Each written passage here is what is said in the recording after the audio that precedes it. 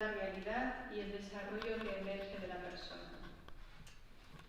Y ya en la presentación y en las primeras páginas del libro tengo que decir que me sedujo el enfoque del libro, ¿no? Son fragmentos de los escritos de Simone Weil entrelazados constantemente con la contextualización tanto biográfica como histórica y con preguntas que el autor va ofreciendo como una reflexión en alto desde la que poder ahondar y ampliar el conocimiento y la propia interpretación.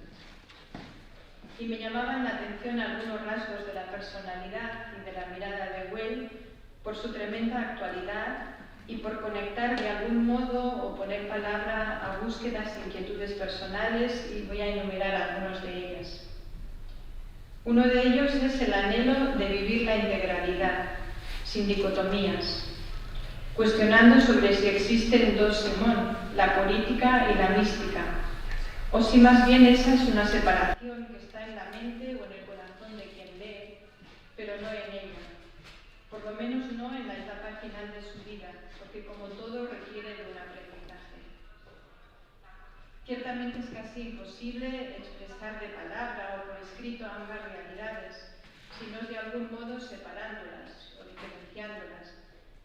Pero quizás, y eso lo podrá responder mejor el autor como he entendido, podríamos deducir que Weil es un ejemplo de lo que significa ser contemplativa en la acción o ser mística profética, como quizás lo expresaríamos con un lenguaje más actualizado hoy.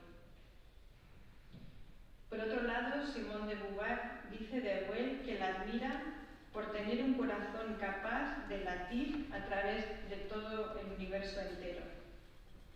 Y a lo largo del libro se van descubriendo elementos de este latir junto con, muy marcado, como decía ahora José, por el mundo obrero, con quienes viven la peor parte de las guerras y como desgraciadamente ahora podemos de nuevo experimentar en directo en pleno siglo XXI con Ucrania.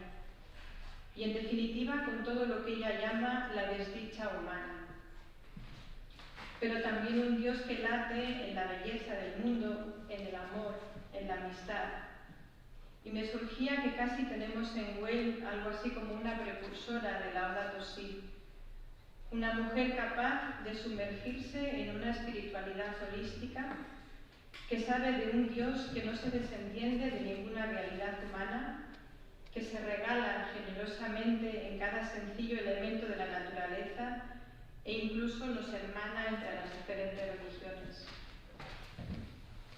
Me encanta también de Simone Weil que desconfía de los discursos y se lanza a una búsqueda constante de la verdad que pasa por acercarse, por sentir, por aprender, por tocar la realidad.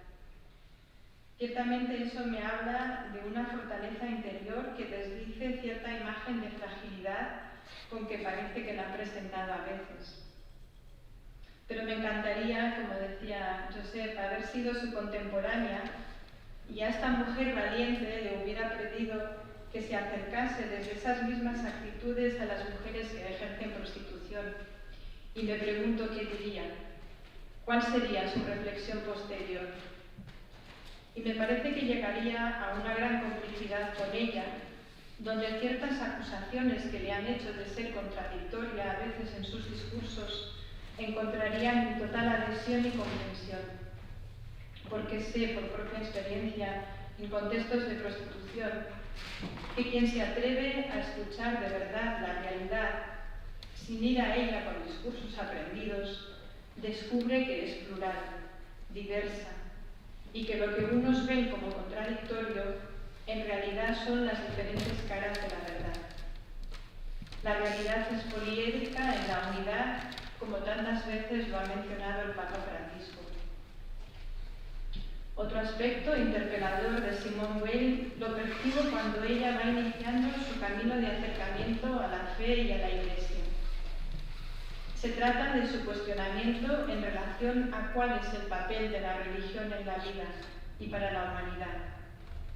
Y empatizo con su Dios, un Dios que se muestra en lo cotidiano, en el marco de la amistad, en todo gesto de caridad, y una religión llamada a enseñar a leer las verdades de Dios en la vida, algo así como lo que en el concilio se llamó el atender a los signos de los tiempos, o la espiritualidad de encarnación, de la lucha por la justicia. Me habla de lo que es mi propia opción de vida y de la de tantas otras congregaciones como vida religiosa apostólica.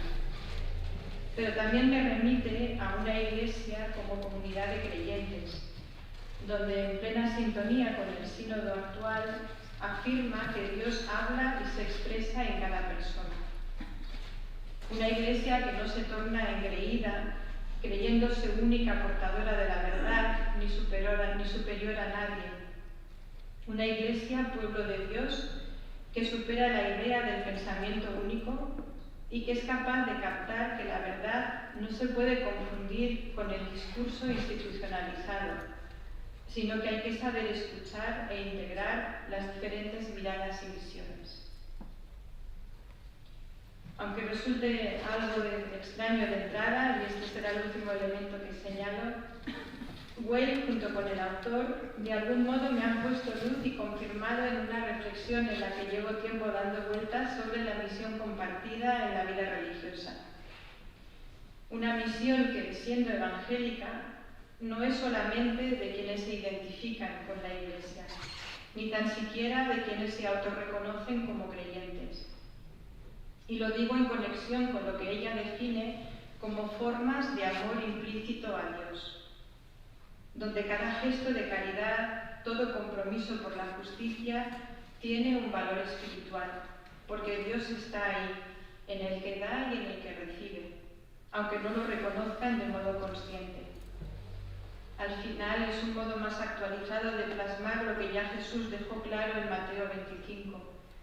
Cada vez que lo hacíais a uno de estos mis hermanos más pequeños, a mí me lo hicisteis. Cabría entrar en otros muchos aspectos, porque el libro es muy rico, y señalaba que algunos, como el valor de la presencia, expresado en un proyecto de enfermeras en los frentes de combate, o la ética de la vulnerabilidad, precursora quizás de la actual ética del cuidado y tan cercana a Fratelli Tutti.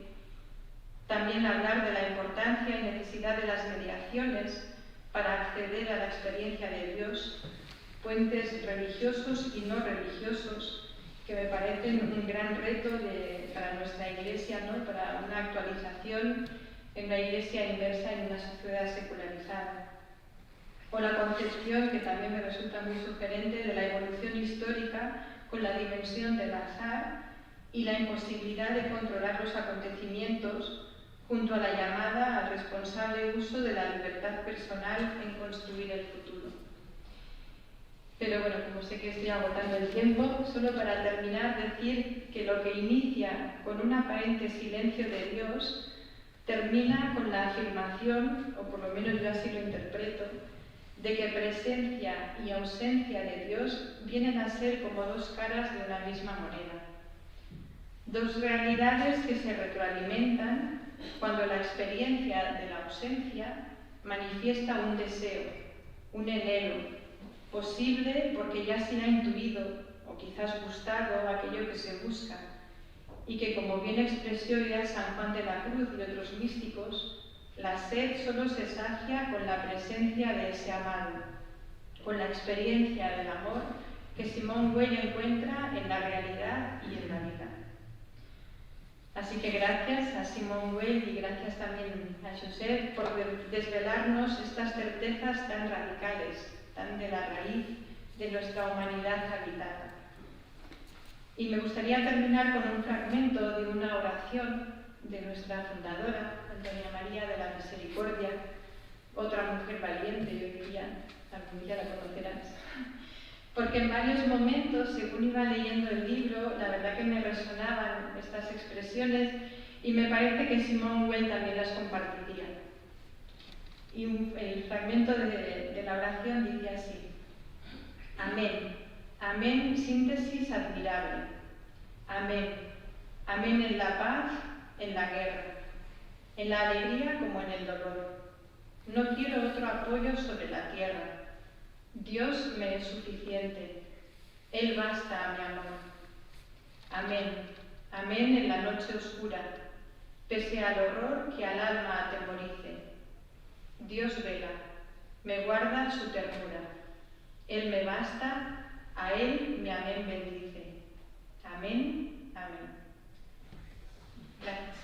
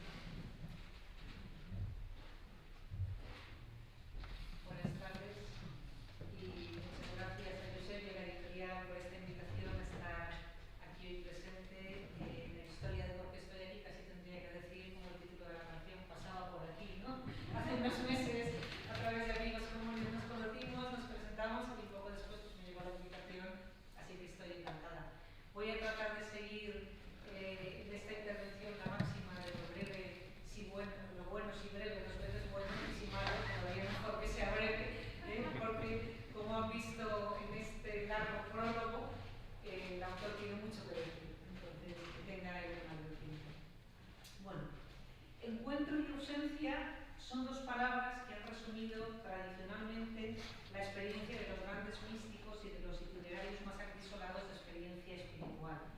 Y son los dos términos que el autor de la obra que hoy presentamos ha seleccionado como las claves para aproximarse al mundo espiritual de Simone Weil.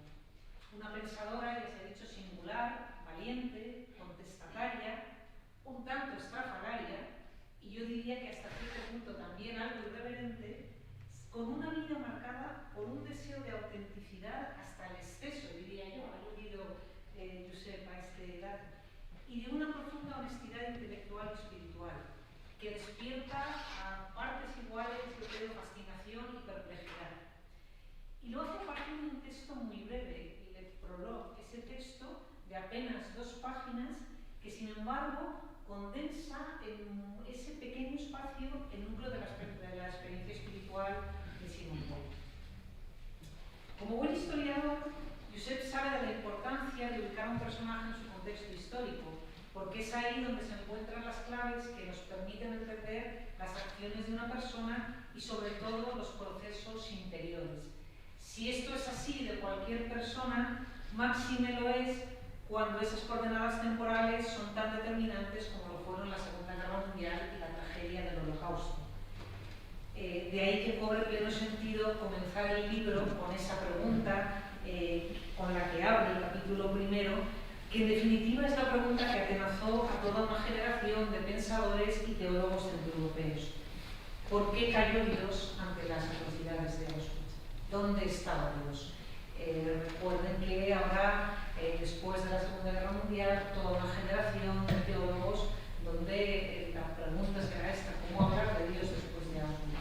Esto nos ha cambiado incluso la manera en la que debemos hablar de Dios. Simone Weil pertenece, junto a otros grandes como Etty Hillesum, Dietrich Bonhoeffer, Viktor Frankl y los grandes pensadores judíos, a esa generación forjada y fraguada en ese desconcierto de la desgracia colectiva y también en esa dialéctica del encuentro y de la ausencia de Dios. Si se aspira a hablar de Dios después de Auschwitz, hay que escuchar las palabras de Simone Weil, nos recuerda Josep en este libro. ¿Por qué? Porque ella experimentó la presencia y el abandono de Dios. Ella ha tocado, nos dice, el silencio de Dios. Por tanto, tiene autoridad para hablar del encuentro con Dios, pero también de su ausencia, vivida tanto desde el agnosticismo como desde la fe. Y este es uno de los datos que hacen más interesante la biografía o la trayectoria espiritual de esta autora.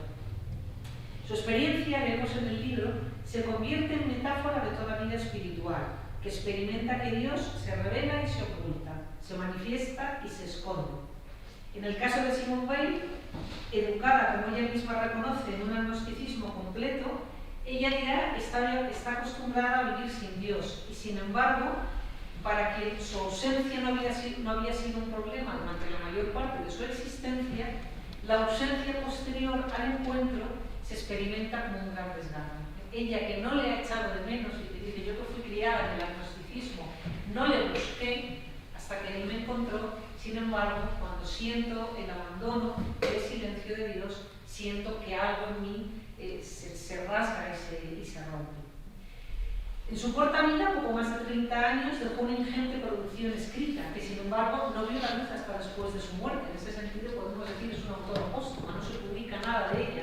O sea, es una autora descubierta después, pero que sin embargo la convierte en una de las pensadoras más relevantes de la primera mitad del siglo XX. En un momento, cuenta Josep, que ella es consciente en el fondo de que en su pensamiento y todas las notas que ha tomado ahí hay algo valioso y se lo entrega a otra persona para que lo custodie, ¿no? Ella sabe, no ha hecho público nada, pero sabe que ahí hay algo profundo que tiene que de alguna manera perpetuarse.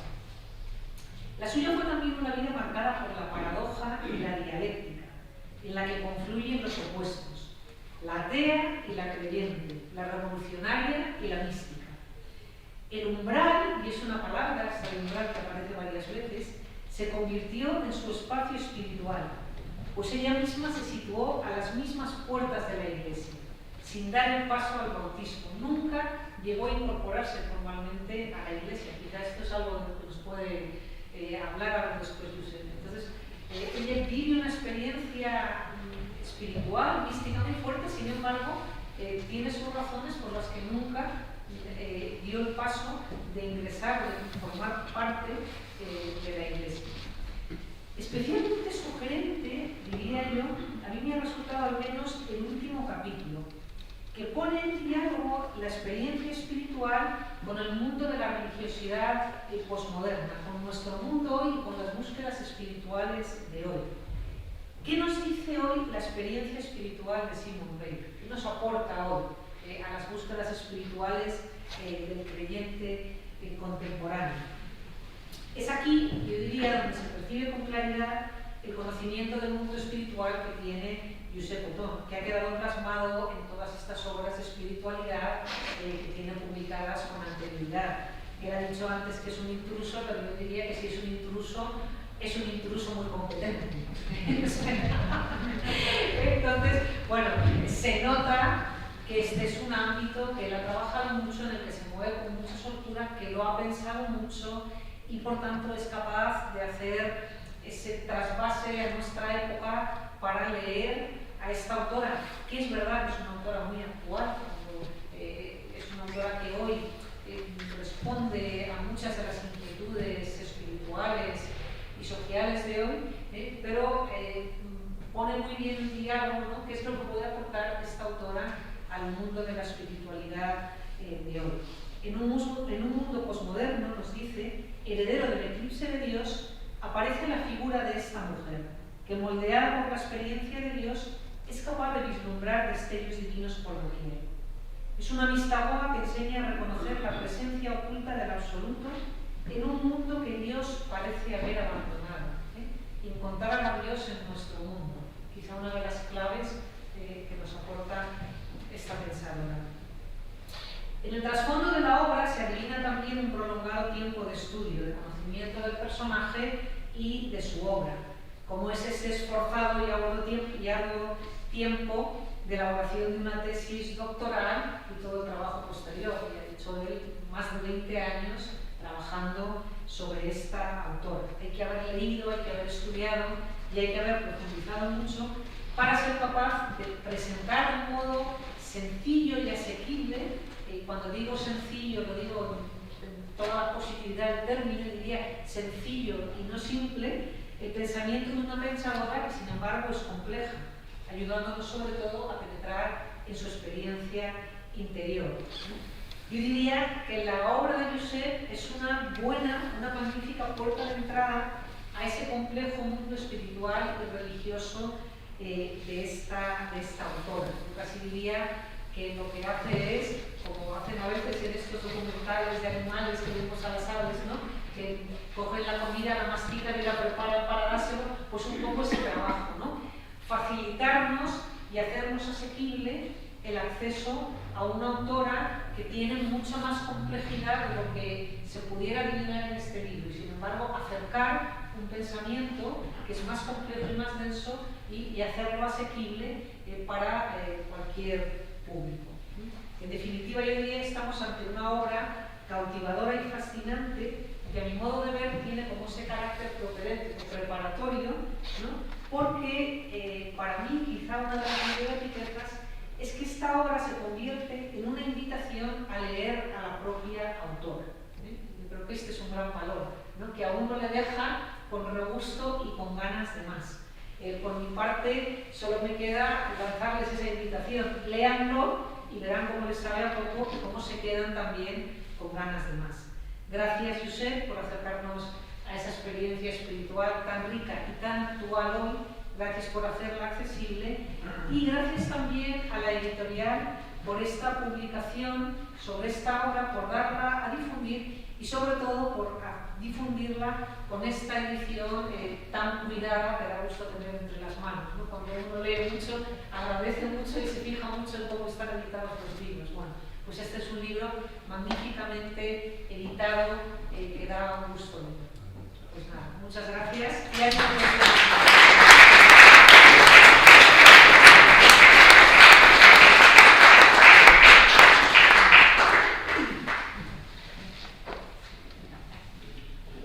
Esto nunca me había pasado de hablar dos veces. Mientras no podíamos retransmitir, he hecho una pequeña introducción, bueno, una amplia introducción para que las ponentes luego pudieran estar en la retransmisión, con lo cual ya he dicho muchas de las ideas. Agradecer mucho a la editorial Fragmenta la edición del libro. Para los que no me conocéis, este libro lo escribí yo hace como 15 años. ¿No? Lo escribí en catalán. Y bueno, tuvo su eco en catalán y prácticamente está agotada la edición en catalán y entonces la editorial optó por hacer una traducción. Entonces la traducción la he hecho yo. Con lo cual me he tenido que volver a leer el libro y es duro, pero es muy enriquecedor porque es muy duro escribir un libro, tener una hoja en blanco y rellenarla, pero cuando ya lo tienes escrito, mejorarlo, pulirlo, actualizarlo, y esto es lo que he hecho en la versión en español, en castellano, ¿no? Porque teniendo ya las ideas, pues bueno, pues esto no se entendía bien, o sea, está mejor la edición en español que en la catalana, porque es posterior, ¿no? Y aquí hay más años de reposo del libro y tal. También les digo que, bueno, una buena noticia. Por favor, compren los libros que están aquí fuera, porque son los últimos de la primera edición. Está a punto de salir la segunda, ¿vale? Y lo cual para mí es mucha alegría. ¿Por qué? Porque cuando trabajas con una autora, ¿sabes? Como ella, y ver que la gente lo lee y lo acoge, es motivo de mucha satisfacción. Por tanto, muy contento por estar en esta casa, abandonado. Este local y muy contento de estar a pocos metros de Claudio Coelho, porque creo que hay una casa de dominicos. Ahí vivía un dominico, Pedro Fernández Reyero, que hace como 25 años, sí, por ahí, 25 años me dijo: tú tienes que leer a Simone Weil. Creo que era catedrático de filosofía contemporánea en la Complutense. La verdad es que no le hice caso. Pedro, perdona, y después él murió en el año 99 y después me encontré haciendo la tesis sobre Simone Weil, ¿no? Con lo cual siempre lo he tenido muy presente a él. Hay trampa, Simone Weil cuando se acerca al cristianismo va a hablar con un dominico, el padre Pagano. Hay más trampa todavía, porque el padre Pagano trabajaba con la gente, ¿no? Y trabajaba con los judíos, ¿no? que estaban siendo perseguidos por los nazis y él los acogía en su convento de Marsella. Entonces, cuando le hablábamos de Simone Weil, la acogió porque era judía. Pero bueno, la acogió porque era judía y entonces encontró una persona, anarquista, atea y tal, que le empieza a decir, bueno, que ha tenido encuentros con el catolicismo y que la llamaron, bueno, pero que, como decía Carmen, ella no se quería bautizar. ¿Por qué? Porque dice, hombre, ¿cómo me voy a bautizar yo? Primero porque ella nunca se casó con nadie, ni físicamente. Disney O'Heste, que es como una beguina, de nuestro tiempo, no se casó, la llamaban la Virgen Roja, como una heroína de la Revolución de 1870, y pero tampoco se casó con ningún partido político, con ningún sindicato, con ninguna ideología, con nada. Y bueno, ahora no me voy a hacer católica, ¿no? Pero ella lo hacía, hay lo medita mucho. Una de las razones dice, mientras la Iglesia puede decir anatema sí, es decir, tú no entras, yo, por voluntad de Dios, estaré con los excluidos. Por voluntad de Dios. Es decir, Dios me pide estar con los excluidos, porque ella habla del umbral, ¿no? Hay más, ¿no? Y dice, a ver, mientras la Iglesia sea la heredera del totalitarismo, del Imperio Romano, etc., claro, yo, ahora que hay los nazis, el totalitarismo no. Bueno, ella en ese momento está muy influida porque está en el sur de Francia, en Occitania, y Occitania vivió la cruzada de los albigenses, que hicieron todo tipo de calamidades en nombre de Dios. Entonces, ahí había los intelectuales occitanos que decían, oye, pero mira lo que hizo la cruzada católica, esto es lo mismo que hacen los nazis, ¿no? Entonces ella era muy así. Aún así, por ejemplo, le recomienda a su hermano que bautice a su sobrina, por ejemplo. Por tanto, así vive él, ¿no?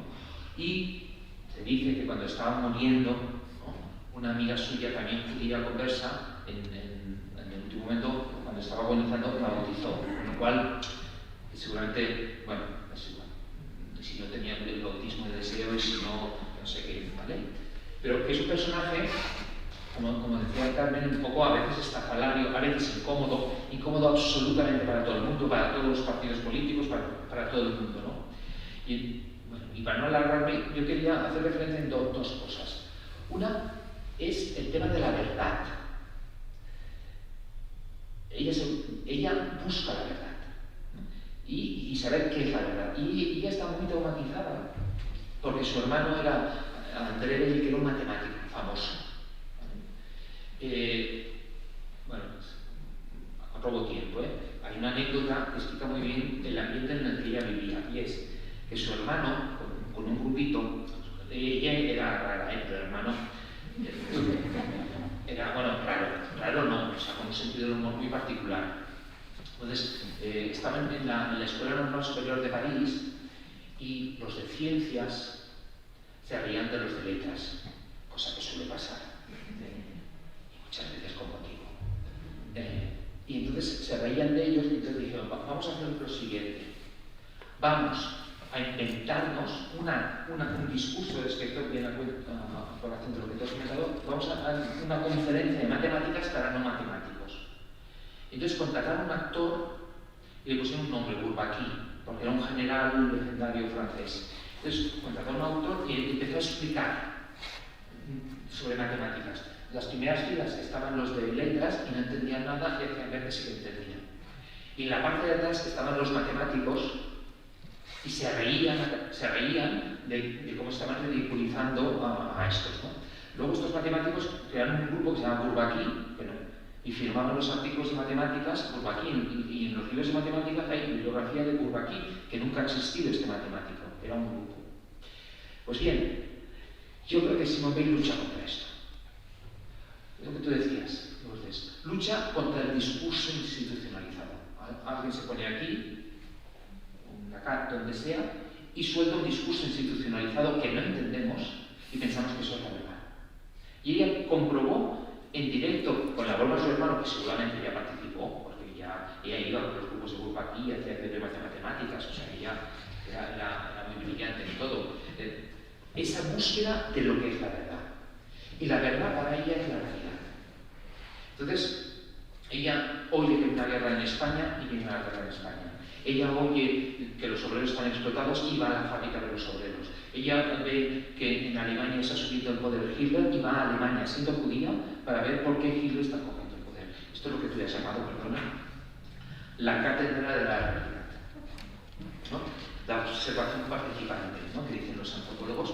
Pues ella se anticipa, digo yo, a esto de la antropología, ¿no?, quiere saber in situ. Y antes comentaba lo de la guerra civil, el trozo que nos ha grabado, y una cosa que me llamó muchísimo la atención es que ella en sus diarios de la guerra civil explicaba lo siguiente, decía, ella por la noche iba a hablar con los campesinos con los jornaleros aragoneses, que podría ser mi abuelo. Y les preguntaba, ¿y qué coméis? ¿Y qué hacéis? Les preguntaba, por ejemplo, ¿vais a misa? Y decían que no. Porque la gente de los pueblos no iban a misa, esa imagen que tenemos, pues, y yo lo sé por mi historia, y se preocupa de la gente. Dice, yo no puedo entender que mis compañeros que han venido a liberarlos no se preocupen de los. O sea, están aquí haciendo la guerra, pero tienen a los campesinos al lado y no se preocupan de cómo viven, ¿no? Con las prostitutas hay unas cuantas anécdotas de Simone Weil, me permite que les explique. Porque pasa, ella quería conocer a las prostitutas, ¿vale? Porque le llamaba mucho la atención. Y entonces, pero como no podía ir, era una chica tal, no podía ir, entonces se disfrazaba de chico. Entonces iba a los prostíbulos disfrazada de chico. Entonces fue a un prostíbulo y no la dejaron entrar pensando que era un chico adolescente y que, bueno, que no, la echaron. En otro sí que consiguió entrar y le dijeron, eres demasiado joven, es igual, y le entró. Pero cuando estaba allí en la barra del bar, se acerca una prostituta a hablar con ella, pensando que era él, la acaricia y ella llevaba todo el pelo recogido, una boina, ¡pum! Y se le cae la boina y se le ve el pelo y se enfadan todas con ella. Ella tenía interés por conocer la realidad y por eso pues, estaba en los conflictos bélicos, en las guerras, en la fábrica, quiso estar con los pescadores, con los agricultores, en la vendimia, en el sur de Francia y quería conocerlo. Y la segunda idea que quería remarcar, a partir de lo que ha dicho Carmen, es ese proceso interior de ausencia y presencia. Porque yo creo que ella tiene, a ver, no es la única, ¿vale? Por supuesto que no. Si mirásemos a fondo, yo creo que en otros autores y en otros pensadores está. Pero tiene, de una manera más relevante, destaca más en ella, es, a veces pensamos que vivimos como una vida mística, interior, de presencia, de existencia de Dios, ¿de acuerdo? Ella lo que tiene es vida. Y en la vida entra en contacto con la realidad, con las prostitutas, que no le acabo de salir bien, pero con los obreros, con los soldados, ¿no? Con la gente que sufre, ¿no? Ella tiene esa actitud de conocer la realidad porque es la cátedra de la realidad, ¿no? Estudia la cátedra de la realidad. Y eso lo interioriza de tal manera que alimenta su proceso interior. Un proceso que podemos leer en clave de mística, como San Juan de la Cruz, etc., pero ella también lo lee en clave platónica, el mito de la caverna, de Platón. Y ella reinterpreta el mito de la caverna a partir de su propio proceso interior. De manera que lo que ella vive alimenta su interioridad. No vive una interioridad aislada del mundo. Vive una interioridad que se nutre de lo que vive en el mundo. Y entra como una especie de feedback, de relación dialéctica entre lo que vive en la realidad y lo que vive en la interioridad. Entonces, cuando hablamos del silencio de Dios, pues el título tiene... Dudé mucho, ese título me pasé mucho tiempo, porque en el fondo está hablando de dos silencios, que en el fondo es el mismo. Está hablando en lo que ella experimenta interiormente, en que ella vive periodos de noche oscura, de silencio, de ausencia, como creyente, pero también está hablando del silencio de Dios ante lo que está ocurriendo en Auschwitz, ante las desgracias del mundo. Entonces ella tiene, por una parte, un pensamiento muy pesimista, cuando habla de la desdicha, pues es muy duro, pero recordar que cuando ella habla de la desdicha se lo está diciendo a un poeta, Joe Bouquet, un poeta occitano, que estaba paralítico en una cama, ¿vale? Porque había recibido un tiro, un nefasto tiro en la Primera Guerra Mundial y quedó tetrapléjico. Y ella cuando habla de la desdicha, es decir, ¿qué sentido tiene el dolor? Y intenta explicárselo a este poeta. Y como este poeta, tantísimas personas que viven el dolor. Pero entonces ella, digamos, que cuando la realidad le nutre su experiencia interior y su experiencia interior le nutre para relacionarse con la realidad. Antes de la primera parte que nos ha grabado, yo aludía a la guerra entre Ucrania y Rusia, ¿no? ¿Qué haría Simone Weil hoy? No lo sé, pero estaría allí.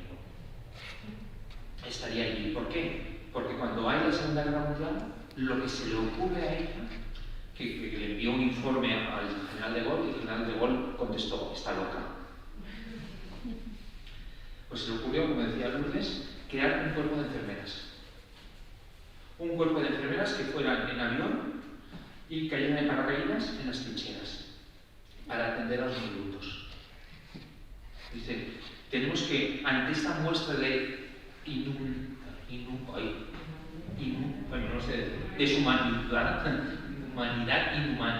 ante esa muestra grotesca de inhumanidad, que es el nazismo, Auschwitz, pero es la guerra en general, yo lo que propongo es la humanidad, ¿no?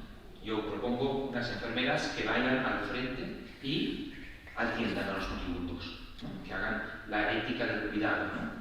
Es decir, ante el problema de ¿por qué Dios calla? Pues no lo sé. No se lo preguntaré. Pero el proceso que ella vive es hagamos, no adoctrinemos, hagamos presente, ¿no? La compasión, ¿no? Que ante el peso de la injusticia, contraponer el peso de la compasión. Y eso solo lo puede vivir porque lo ha vivido interiormente. Porque ella ha vivido todo este proceso, ella se ha visto a ella su vulnerabilidad, y cuando la lees a ella lo que sufrió ella en la fábrica, pues la entiendes, ¿no? Entonces, yo creo que ella tiene esta capacidad de unir tres dimensiones a la vez. La dimensión intelectual, es una gran intelectual. Antes Lourdes nos hablaba de Simone de Beauvoir, estudiamos juntas. Simone Weil quedó la número 1 de su promoción, Simone de Beauvoir la número 2, por tanto, si hubiese sobrevivido, hubiese sido una de las grandes figuras, ¿no? Para María Zambrano. Segundo, un fuerte compromiso.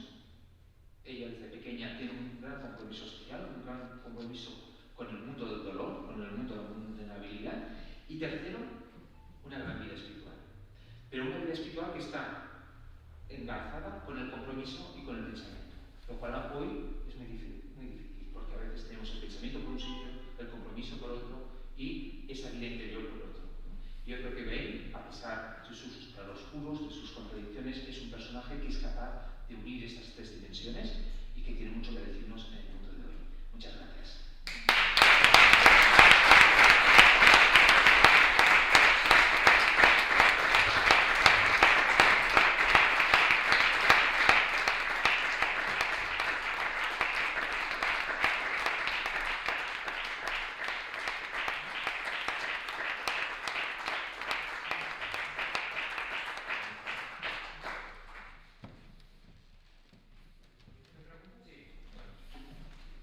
Llevamos ya mucho rato, pero si hay alguna pregunta, con mucho gusto, Lourdes o Carmen contestarán.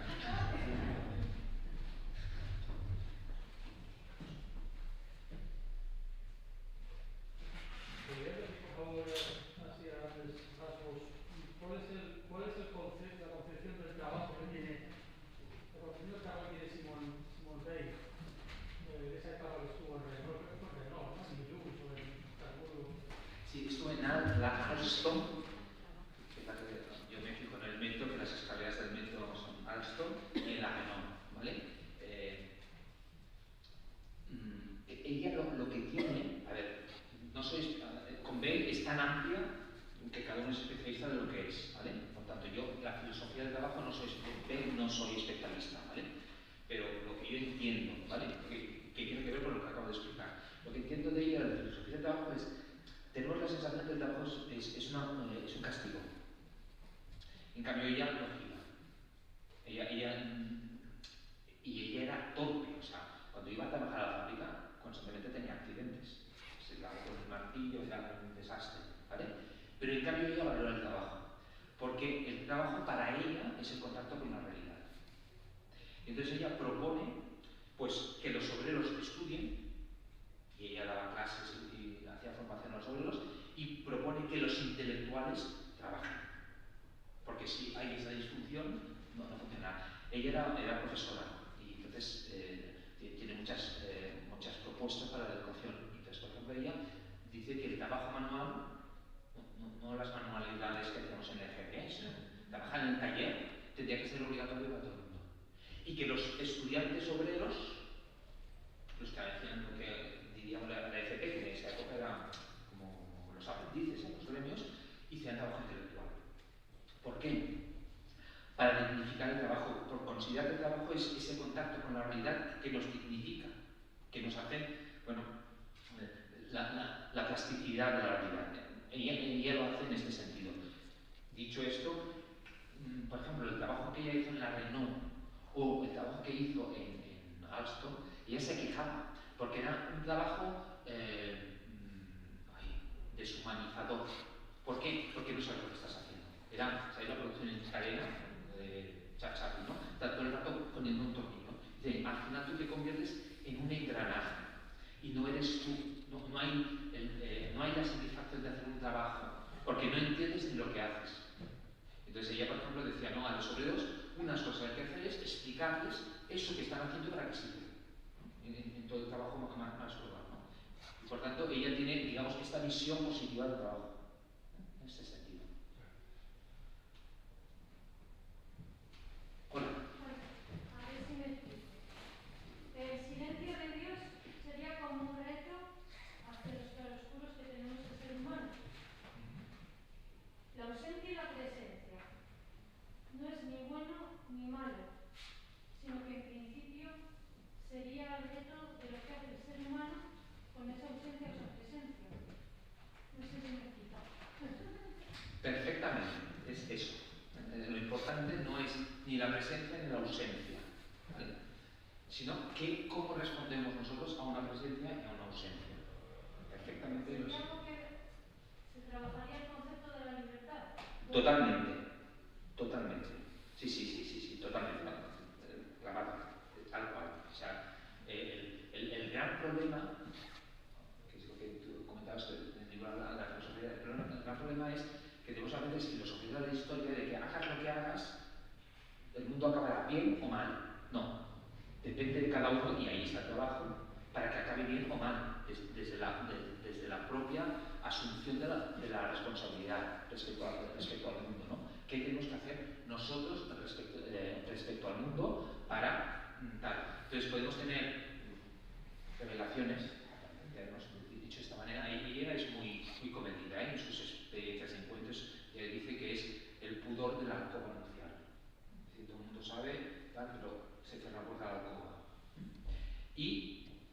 Pero es cómo se responde a eso y cómo se responde a la ausencia. Si se responde desde la desesperación o desde acoger el silencio.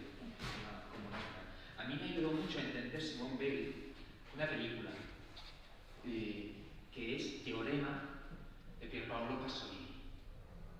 Una película rarísima, rara, una película también rara, donde pasa todo esto, ¿no? Hay un personaje que llega a una familia, entonces la familia se transforma, les pasan cosas, el padre que es rico, no sé qué, vende todo lo que tiene, la mujer, ahora confundo otra película, Europa 51 es la que habla de prostitutas, que es sobre Simone Weil. Bueno, cada uno le pasa algo diferente, el hijo se convierte en un gran artista creativo, y luego ese personaje se va, y entonces cuando se va ellos empiezan a hacer. Pues entonces, esta película no sé cuándo la vi, pero cuando escribí la versión en español tal, dije, voy a buscar Teorema. Y se me ocurrió que me encontré una cosa que está muy mal hecha, es el PDF en internet. Esto está muy mal hecho. Porque Pasolini lo hizo una película, pero a veces era una novela, lo hizo los dos. Y puse el nombre Simone Weil. Pues Pasolini citaba a Simone Weil.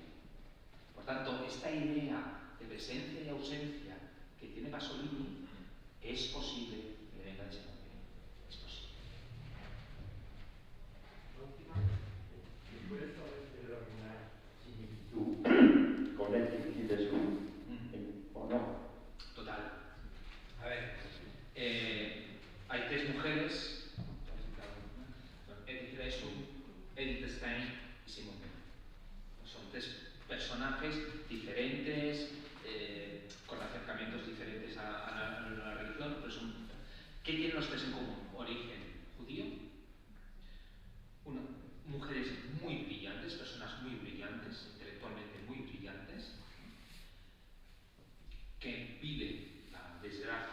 Segunda Guerra Mundial. Etty y Leslie y Stein mueren en un campo de concentración. Simone Weil, ¿no?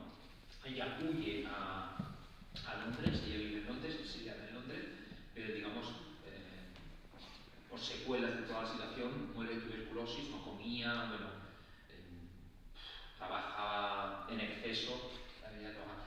Entonces las tres tienen un contexto muy parecido: judaísmo, el mundo intelectual, y tienen un encuentro, las tres, con el catolicismo. Se resuelve de diferente manera. Etty está canonizada, Simone Weil tenemos nuestras dudas sobre el bautismo, tal, y que las tres viven un proceso interior que les da fuerza para afrontar esa gran tragedia que es Auschwitz, que es el Holocausto, que es la Segunda Guerra Mundial. Por tanto, son tres personas, además de la misma generación, más o menos, que hay que leerlas en paralelo. Muy bien. Pues muchas gracias. Ramón. Gracias por estar aquí y disculpen la paciencia de los pobres que nos han seguido por internet intentando descifrar los labios de Josep Otón. Y gracias a ustedes y hasta la otra. Gracias.